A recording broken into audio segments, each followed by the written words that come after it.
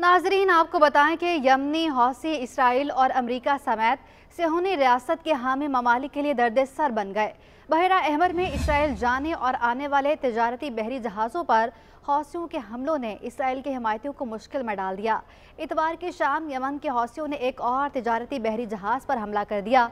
हौसियों के एक तर्जुमान ने कहा कि बहरी तिजारती जहाज़ से मना करने के बावजूद मुतादिद कॉल्स पर किसी किस्म का जवाब नहीं दिया, जिसके बाद तिजारती जहाज़ पर हमला किया गया।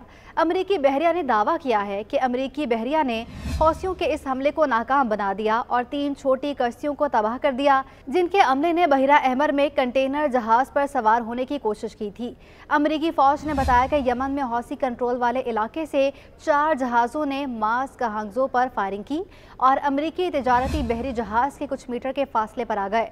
करीबी अमरीकी जंगी जहाज़ों के हेलीकॉप्टर्स ने हंगामी कॉल मौसूल होने के बाद इन कश्तियों को हदफ बनाया। कंटेनर जहाज़ के 66 फुट या 20 मीटर के अंदर पहुंचकर यह हमला किया गया और इसके बाद अमले ने जहाज़ पर सवार होने की कोशिश की। हफ्ते के रोज़ जहाज़ को निशाना बनाने के बाद 24 घंटों में मास्क हांगजो जहाज़ पर यह दूसरा हमला था। यूएस सेंट्रल कमांड ने कहा कि हौसियों के ज़ेरे कंट्रोल इलाकों से जहाज़ शिकन मिसाइल दागे गए। अमेरिका के मुताबिक 19 नवंबर के बाद से ये हौसियों का इंटरनेशनल शिपिंग पर 23वां हमला था। यूएस सेंट्रल कमांड ने कहा कि जिस तिजारती जहाज़ को निशाना बनाया गया वो सिंगापुर में रजिस्टर्ड है और इसकी मिल्कियत डेनमार्क की एक फर्म के पास है। मार्स दुनिया की सबसे बड़ी शिपिंग कंपनियों में से एक है, जिसने बहरा अहमर के रास्ते 48 घंटे के लिए जहाज़ लाने को रोक दिया। इस फर्म ने कुछ दिन पहले ही इस रास्ते का इस्तेमाल दोबारा शुरू किया था, जबकि अमेरिका और उसके इत्तेहादियों ने इलाके में बहरी जहाज़ों की हिफाजत के लिए एक मिशन शुरू किया था।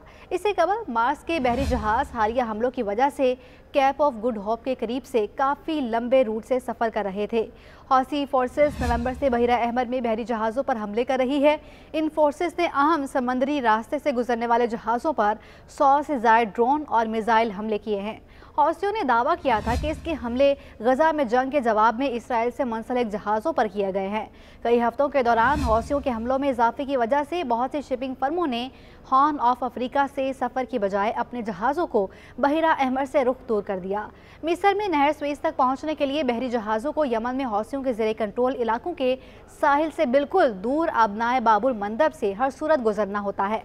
हौसियों ने इससे कबल गजा में जंग के जवाब में सिर्फ इसराइल से मुंसलिक तिजारती जहाज़ों को निशाना बनाने का दावा किया था और कहा था कि ये हमले फ़लस्तीनियों पर इसराइली हमलों को रोकने की कोशिश हैं।